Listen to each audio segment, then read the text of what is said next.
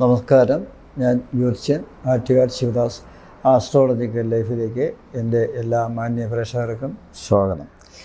ഇന്ന് ഇവിടെ പറയുന്നത് കർക്കിടക മാസം ഏറ്റവും അധികം ഗുണഫലങ്ങൾ, അതായത് നമുക്ക് ലാഭം, നമ്മുടെ ആഗ്രഹങ്ങളൊക്കെ സഫലമാക്കുന്ന രാശിക്കാരുടെ കാര്യമാണ് പറയുന്നത്.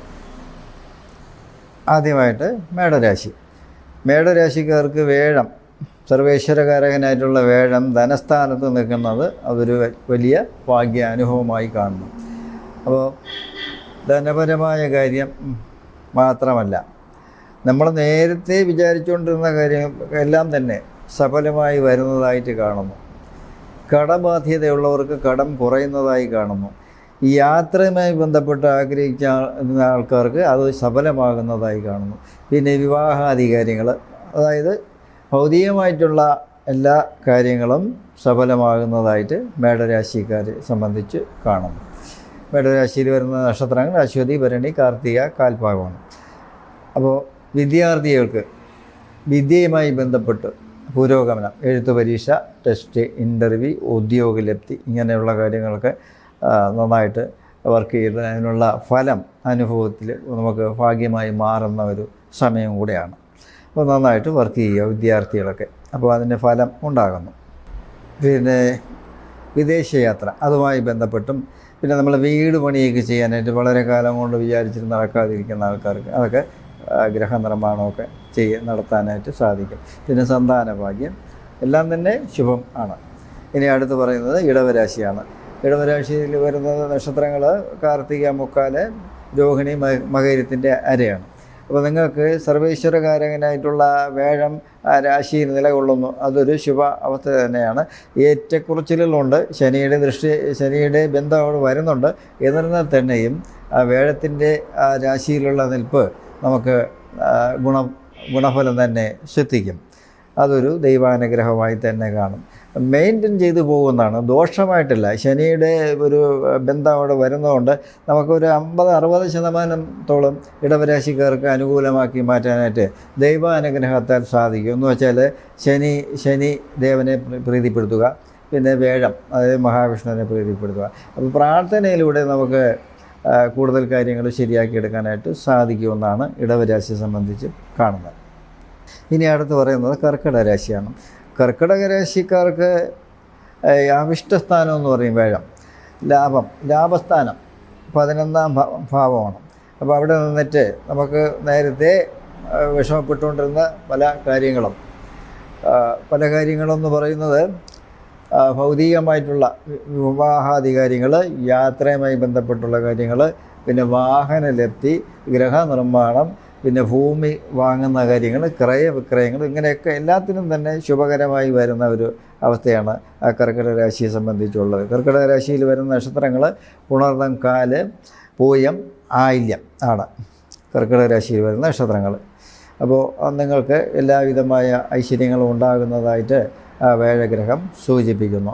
പിന്നെ ഒപ്പം ഒന്നുകൂടി ഞാൻ പറയുന്നു, നിങ്ങൾക്ക് നിലവിൽ അഷ്ടമശനികാലമുണ്ട്, അത് നമ്മൾ മറക്കണ്ട. അപ്പോൾ ശനിദേവനെ കൂടി പ്രീതിപ്പെടുത്തി മുമ്പോട്ട് പോവുകയാണെങ്കിൽ നമുക്ക് ഭാഗ്യാനുഭവങ്ങൾ തന്നെ നമുക്ക് പൂർണ്ണമായും ഉണ്ടാകും. ഇനി അടുത്ത് പറയുന്നത് കന്നിരാശിയാണ്. കന്നിരാശിയിൽ എന്ന് പറയുമ്പോൾ അതിൽ വരുന്ന നക്ഷത്രങ്ങൾ ഉത്തരം, മുക്കാല്, അത്തം, ചിത്തിരയുടെ പകുതിയാണ്. നിങ്ങൾക്ക് ഭാഗ്യസ്ഥാനത്ത് വേഴം നിലകൊള്ളുന്നു. 9ലെ വേഴം എന്ന് പറയുമ്പോൾ പിതൃസ്വത്ത് നമുക്ക് കിട്ടും. പിന്നെ അതുമായിട്ട് മറ്റുള്ള കാര്യങ്ങൾ, യാത്രയുമായി ബന്ധപ്പെട്ട് വിദേശത്തൊക്കെ പോകാൻ ശ്രമിക്കുന്ന ആൾക്കാർക്ക് അതെല്ലാം സഫലമായി വരുന്നതായിട്ട് കാണുന്നു. പിന്നെ ഗൃഹനിർമ്മാണം, പിന്നെ വാഹനലബ്ധി, എല്ലാവിധമായ കാര്യങ്ങളും, പിന്നെ വിദ്യാർത്ഥികൾക്ക് ഉദ്യോഗലബ്ധി, ഇങ്ങനെയൊക്കെയുള്ള ശുഭ അവസ്ഥകൾ കന്നിരാശിയെ സംബന്ധിച്ച് കാണുന്നു. അപ്പോൾ ഇതെല്ലാം ശുഭമായി വരുന്നതിന് മറ്റൊരു കാര്യം കൂടി ചെയ്യണം, അതായത് വേഴത്തിൻ്റെ സപ്പോർട്ട് 9ലുണ്ട്, അത് നല്ലതാണ്. പിന്നെ ഈ രാശിയിൽ കേതു നിൽക്കുന്നുണ്ട്. അപ്പോൾ അത് നാഗരാജ പ്രീതി കൂടി ചെയ്തു പോവുകയാണെങ്കിൽ നമുക്ക് ഇത്രയും എല്ലാവിധമായ ഐശ്വര്യവും നമുക്ക് നമ്മുടെ കൈകളിലേക്ക് എത്തിച്ചേരും. ഇനി അടുത്ത് പറയുന്നത് വൃശ്ചികമാണ്. വൃശ്ചിക രാശിയിൽ വരുന്ന നക്ഷത്രങ്ങൾ വിശാഖത്തിൻ്റെ അവസാന കാൽഭാഗം, ആനീഴം കേട്ടയാണ്.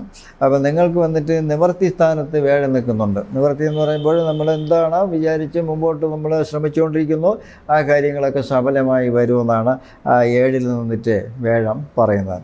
അപ്പോൾ അത് നന്നായിട്ട് തന്നെ ശ്രമിച്ചോളൂ, കാര്യങ്ങൾ നടക്കും എന്ന് തന്നെയാണ്. എന്നിരുന്നാലും ഈ 7-ൽ നിൽക്കുന്ന വേഴത്തെ ശനിബന്ധം വരുന്നുണ്ട്, വേഴത്തിന് ശനിബന്ധം വരുന്നുണ്ട്. അപ്പോൾ അതുകൊണ്ട് തന്നെ നമ്മുടെ ശനിപ്രീതി കൂടി ചെയ്തു പോകണം. എന്നാലേ ശനിയാഴ്ച ഇഷ്ടവഴിപാടുകളൊക്കെ ചെയ്യുക, പിന്നെ വ്യാഴാഴ്ച ഇഷ്ടവഴിപാടുകൾ ചെയ്യുക. ഈ 2 ഗ്രഹങ്ങളെയും അല്ലെങ്കിൽ 2 ദേവതകളെയും പ്രീതിപ്പെടുത്തി മുമ്പോട്ട് പോകണം, ശനി ഭഗവാനെയും മഹാവിഷ്ണുവിനെ. ഇനി മറ്റ് മതത്തിലുള്ളവരാണ് ഈ 2 ദിവസങ്ങൾ വിശേഷ പ്രാർത്ഥനയൊക്കെ നടത്തുമ്പോൾ നമുക്ക് ഭാഗ്യാനുഭവങ്ങൾ കിട്ടും. അതാണ്. ഇനി അടുത്ത് പറയുന്നത് മകരരാശിയാണ്. മകരരാശിയിൽ വരുന്ന നക്ഷത്രങ്ങൾ ഉത്തരാടത്തിൻ്റെ 3/4 ഭാഗം, തിരുവോണം, അവിട്ടം. നിങ്ങൾക്ക് വന്നിട്ട് വേഴം 5-ാമിടത്ത് നിൽക്കുന്നു. 5 എന്ന് പറയുമ്പോൾ നമ്മൾ ആഗ്രഹിക്കുന്ന കാര്യങ്ങളൊക്കെ തന്നെ സഫലമാകും. നേരത്തെ വിചാരിച്ചിട്ട് നടക്കാതിരുന്ന കാര്യങ്ങളൊക്കെ സഫലമാകുമെന്ന് തന്നെയാണ് വേഴഗ്രഹം സൂചിപ്പിക്കുന്നത്.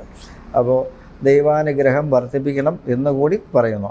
ഈ 5-ൽ നിൽക്കുന്ന വേഴം നമുക്ക് എല്ലാ കാര്യങ്ങളും തരാൻ തയ്യാറായിട്ട് നിൽക്കുന്നു. എന്നാൽ ആ ശനി ബന്ധം അവിടെ ഉണ്ട്.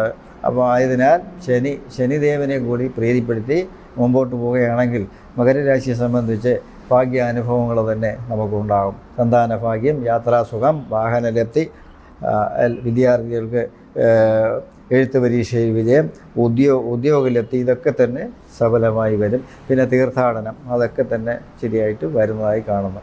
ഇനി അടുത്ത് പറയുന്നത് കുംഭരാശിയാണ്. കുംഭരാശിക്കാർക്ക് ഗുണദോഷ സമ്മിശ്രമായിരിക്കും.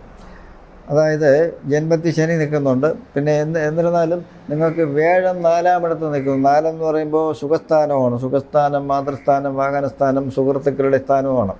അപ്പോൾ അതുമായിട്ട് ബന്ധപ്പെട്ടൊക്കെ ശുഭഫലം ഉണ്ടാവും. ഈ ഗ്രഹനിർമ്മാണം, ഗ്രഹമൊക്കെ നിർമ്മിക്കാൻ പറ്റും. വലിയ സന്തോഷത്തോടെ നിർമ്മിക്കാൻ പറ്റില്ല. കടബാധ്യതയിൽ കൂടെ നിങ്ങൾ വീടൊക്കെ വയ്ക്കാനായിട്ട് ബാധിക്കും.